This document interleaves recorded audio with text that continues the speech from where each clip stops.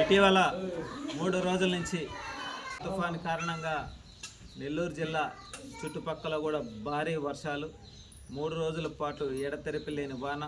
ఈ వానతో ప్రజలందరూ కూడా ఇబ్బందులు పడే పరిస్థితి. అందులో భాగంగా ఏదైతే సర్వేపల్లి నియోజకవర్గం వెంకటాచలం మండలం కురిచెర్లపాడు ఎస్సీ కాలనీ, ఇక్కడ గతంలో కూడా వర్షం వచ్చినప్పుడు ఈ స్కూల్ని పరిశీలించాం.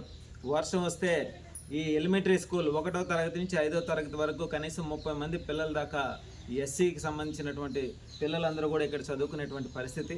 వాళ్ళు వర్షం వస్తే స్కూల్ మొత్తం మునిగిపోయి కనీసం 1.5 అడుగు లోతు నీళ్ళతో నిలబడిపోయేటువంటి పరిస్థితి.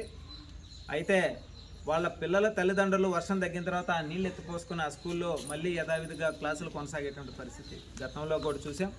ఇప్పుడు కూడా వాళ్ళ కోరిక మేరకు ఇక్కడికి వచ్చి చూడడం జరిగింది. నిజంగా చాలా బాధాకరమైన విషయం. వెంటనే పక్కన ఏదైనా ఇల్లుంటే మాట్లాడి ఆ స్కూల్లోకి, ఆ ఇంటికి పిల్లల్ని తరలించి అక్కడే స్కూల్ జరిపించమని చెప్పడం జరిగింది. ఈ విషయాన్ని స్థానిక శాసనసభ్యులు సోమిరెడ్డి చంద్రమోహన్ రెడ్డి గారి దృష్టి కూడా గతంలో కూడా తీసుకువెళ్ళాం. మళ్ళీ కూడా తీసుకువెళ్ళి ఆ స్కూల్కి ఎస్టిమేషన్ కూడా వేసింది కాబట్టి త్వరితగతిన ఆ స్కూల్ నిర్మాణం అయ్యే విధంగా మా వంతు మేము కృషి చేస్తాం. అదేవిధంగా కనీసం 2 కిలోమీటర్ల వరకు కూడా ఈ ఊరికి రావాలంటే మోకాళ్ళతో బురదలో వచ్చేటువంటి పరిస్థితి. వర్షం పడితే రోజుగా కార్లు కానీ బైకులు కానీ నడిచి వచ్చేదానికి కూడా ఎంతో ఇబ్బంది.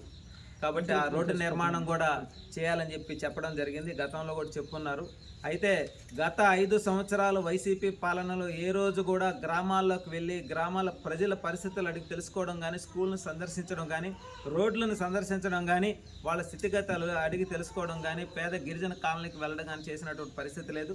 నాడు నేడు పనుల్లో కోట్ల రూపాయలు మింగేసి పూర్తి స్థాయిలో నాణ్యమైనటువంటి పనులు కూడా చేసినటువంటి పరిస్థితి లేదు.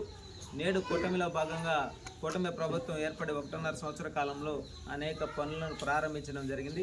అదేవిధంగా ఏదైతే సిఎస్ఆర్ ఫండ్ కింద కూడా ఈ స్కూల్ నిర్మాణం చేసేదానికి స్థానిక శాసనసభ్యులు సోమిరెడ్డి చంద్రమోహన్ రెడ్డి గారి దృష్టికి తీసుకువెళ్ళి వీళ్ళ యొక్క కళ, వీళ్ళ బిడ్డల యొక్క ఎదుగుదల కోసం మా వంతు కూటమి ప్రభుత్వం పూర్తిగా అండగా ఉండి నిలబడి పనిచేస్తుందని చెప్పి మనస్ఫూర్తిగా తెలియజేస్తూ ఉన్నాం ఈరోజు.